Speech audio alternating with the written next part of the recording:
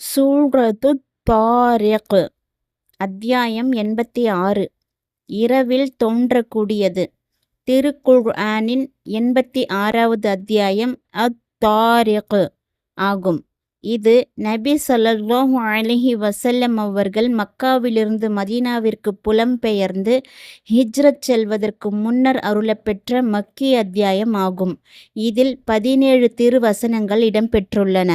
நபி மொழி. ஜாபிர் பின் அப்துல்லா ரதியல்லாஹு அன்ஹு அவர்கள் கூறியதாவது, ஒரு நாள் முஆத் பின் ஜபல் ரதியல்லாஹு அன்ஹு அவர்கள் தம் தோழர்களுக்கு மக்ரிப் தொழுகை தொழுவித்தார்கள். அப்பொழுது அல் பக்ரா, அன் நிசா ஆகிய 2 பெரும் அத்தியாயங்களை ஓதினார்கள். இதனால் மக்கள் மிகவும் சிரமத்திற்குள் ஆயினர். தகவல் தெரிந்த பொழுது நபி ஸல்லல்லாஹு அலைஹி வஸல்லம் அவர்கள், முவாதே, நீர் என்ன குழப்பவாதியா? வஸ்ஸமாயி வத்தாரிக் வஷ்ஷம்சி வதுஹாஹா போன்ற சற்று சிறிய அத்தியாயங்களை ஓதினால் உமக்கு போதாதா என கேட்டார்கள். அளவிலா அருளாளன், நிகரிலா அன்புடையோன் அல்லாஹ்வின் திருப்பெயரால். வசனம் 1 முதல் 10 வரை. வான்மேல் ஆணையாக, இரவில் தோன்றக்கூடியதன் மேல் ஆணையாக. இரவில் தோன்றக்கூடியது என்றால் என்னவென்று நபியே உமக்கு தெரியுமா? அது ஒளிரும் விண்மீனாகும். ஒவ்வொரு உயிருக்கும் அதற்கான காவலர் ஒருவர் இல்லாமல் இருப்பதில்லை. மனிதன் தான் எதிலிருந்து படைக்கப்பட்டான் என்பதை சிந்தித்து பார்க்கட்டும். துள்ளி குதித்து வெளிப்படும் துளி நீரிலிருந்து அவன் படைக்கப்பட்டான். அது தண்டு வடத்திற்கும் நெஞ்செலும்புக்கும் இடையிலிருந்து வெளிப்படுகிறது. நிச்சயமாக அந்த இறைவன் இவனை திரும்ப உயிர்ப்பித்து கொண்டு வருவதற்கு ஆற்றல் உடையவன் ஆவான். அந்நாளில் மர்மங்கள் வெளிப்பட்டுவிடும். அப்பொழுது அவனுக்கு எந்த வலிமையும் இருக்காது, எந்த உதவியாளரும் இருக்க மாட்டார். இங்கு வளமும் உயர்வும் மிக்க அல்லாஹ் வானத்தின் மீதும் அதில் அவன் அமைத்திருக்கும் ஒளிரும் விண்மீன்கள் மீதும் சத்தியம் செய்கின்றான். வான்மேல் ஆணையாக. இதனாலேயே 1வது வசனத்தில் வான்மேல் ஆணையாக, இரவில் தோன்றக்கூடியதன் மேல் ஆணையாக என்று அல்லாஹ் குறிப்பிடுகின்றான்.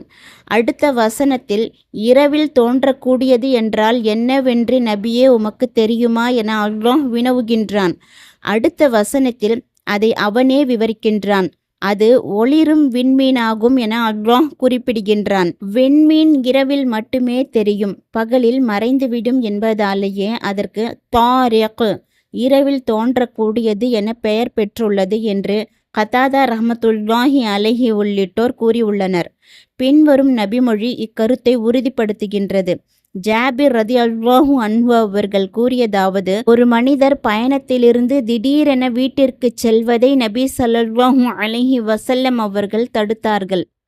பிரார்த்தனையை உள்ளடக்கிய மற்றொரு ஹதீஸில், அளவிலா அருளாளனே, நன்மையுடன் வரக்கூடியதை தவிர்த்து இரவில் திடீரென வரக்கூடிய ஒவ்வொன்றின் தீங்கிலிருந்தும் நான் பாதுகாப்பு கோருகின்றேன் என்று முஹம்மதே நீர் கூறுவீராக என ஜிப்ரீல் அலைஹி வஸல்லம் அவர்கள் கூறியதாக இடம்பெற்றுள்ளது. ஒளிரும் விண்மீன். இங்கு ஒளிரும் விண்மீன் என்பதை குறிக்க அஸ்-சாகிப் என்னும் சொல் மூலத்தில் ஆளப்பெற்றுள்ளது. சாகிப் என்றால் ஒளிரக்கூடியது என்பதே பொருளாகும் என இப்னு அப்பாஸ் ரதியல்லாஹு அன்ஹு அவர்கள் கூறினார்கள். சுத்தி ரஹ்மத்துல்லாஹி அலைஹி அவர்கள் எரிக்கக்கூடியது என இதற்கு பொருள் செய்தார்கள். ஷைத்தான்களை நோக்கி நட்சத்திரம் அனுப்பப்படும்போது அவர்களை அது கரித்துவிடும் என கூறினார்கள். இக்ரிமா ரஹ்மத்துல்லாஹி அலைஹி அவர்கள் அது ஒளிரக்கூடியதாகும், மேலும் ஷைத்தான்களை சுட்டரிக்கக்கூடியதும் ஆகும் என்றார்கள். ஒவ்வொரு உயிருக்கும் காவலர் உள்ளார். அடுத்த வசனத்தில் ஒவ்வொரு உயிருக்கும் அதற்கான காவலர் ஒருவர் இல்லாமல் இருப்பதில்லை என அல்லாஹ் தெரிவிக்கின்றான். அதாவது ஒவ்வொரு உயிருக்கும் அல்லாஹ்விடமிருந்து ஒரு பாதுகாவலர் உள்ளார். அவர் அந்த உயிரை ஆபத்துகளிலிருந்து பாதுகாப்பார். மற்றொரு வசனம், மனிதனுக்கு முன்னும் பின்னும் தொடர்ந்து செல்லக்கூடிய வானவர்கள் பலர் உள்ளனர். அவர்கள் அல்லாஹ்வின் ஆணையின் பேரில் மனிதனை பாதுகாக்கின்றனர் என்று குறிப்பிடுகின்றது. அடுத்த வசனத்தில் மனிதன் தான் எதிலிருந்து படைக்கப்பட்டான் என்பதை சிந்தித்து பார்க்கட்டும் என அல்லாஹ் கட்டளையிடுகின்றான். இந்த வசனம் மனிதன் படைக்கப்பட்ட மூலப்பொருள் பலவீனமானது என்பதை அவனுக்கு உணர்த்தி மறுமையை ஏற்குமாறு அவனுக்கு வழிகாட்டுகின்றது. ஏனெனில் தொடக்கத்தில் படைப்பதற்கு வலிமை பெற்றவன் மறுபடியும் படைப்பதற்கு தாராளமாக வலிமை பெற்றவன்தான். மற்றொரு வசனம் அவனே தொடக்கத்தில் படைக்கின்றான், பின்னர் மறுபடியும் படைக்கின்றான். இது அவனுக்கு மிகவும் எளிதானது என்று குறிப்பிடுகின்றது. துள்ளி குதித்து வெளிப்படும் துளிநீர். அடுத்த வசனத்தில் துள்ளி குதித்து வெளிப்படும் துளி நீரிலிருந்தே அவன் படைக்கப்பட்டான் என அல்லாஹ் தெரிவிக்கின்றான்.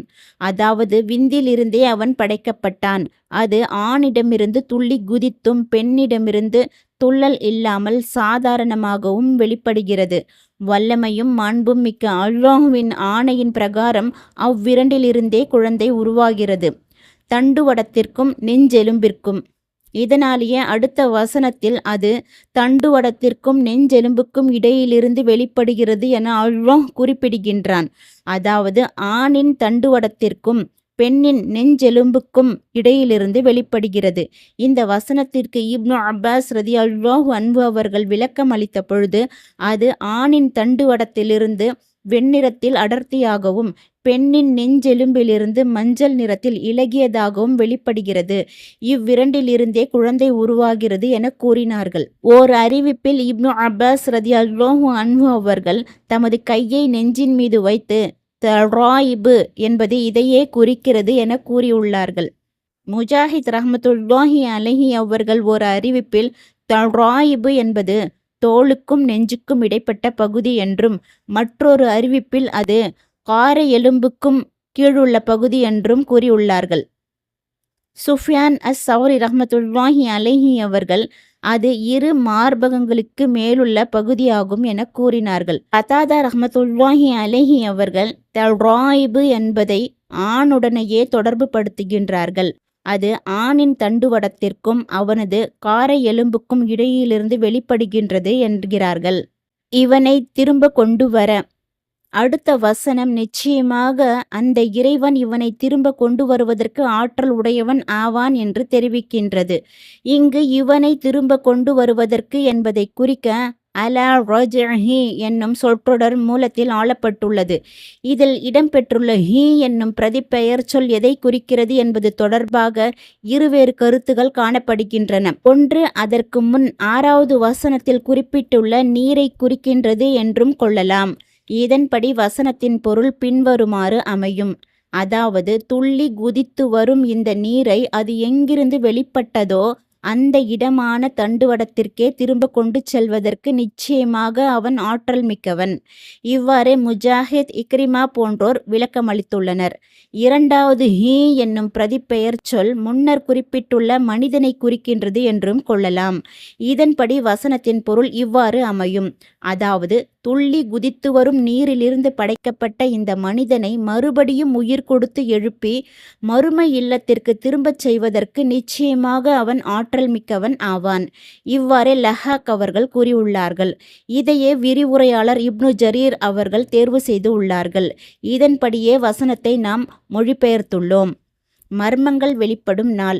இதனாலேயே அடுத்த வசனத்தில் அந்நாளில் மர்மங்கள் வெளிப்பட்டுவிடும் என்று அல்லாஹ் கூறுகின்றான். அதாவது மறுமை நாளில் மர்மங்கள் எல்லாம் வெட்ட வெளிச்சமாகிவிடும். அந்தரங்கம் பகிரங்கமாகவும் யாருக்கும் தெரியாமல் மறைக்கப்பட்டிருந்தது எல்லாருக்கும் தெரியும் வண்ணம் பிரபலமானதாகவும் ஆகிவிடும். அடுத்த வசனத்தில் அப்பொழுது அவனுக்கு எந்த வலிமையும் இருக்காது, எந்த உதவியாளரும் இருக்க மாட்டார் என்று அல்லாஹ் தெரிவிக்கின்றான். அதாவது மறுமை நாளில் மனிதனுக்கு சுய வலிமையும் இருக்காது, புற உதவியாளர்களும் இருக்க மாட்டார். அதாவது அல்லாஹ் வழங்கும் வேதனையிலிருந்து தன்னை சுயமாகவும் அவனால் காப்பாற்றிக் கொள்ள முடியாது. வெளியிலிருந்து வேறு யாரும் அவனை காப்பாற்றுவது என்பது இயலாது.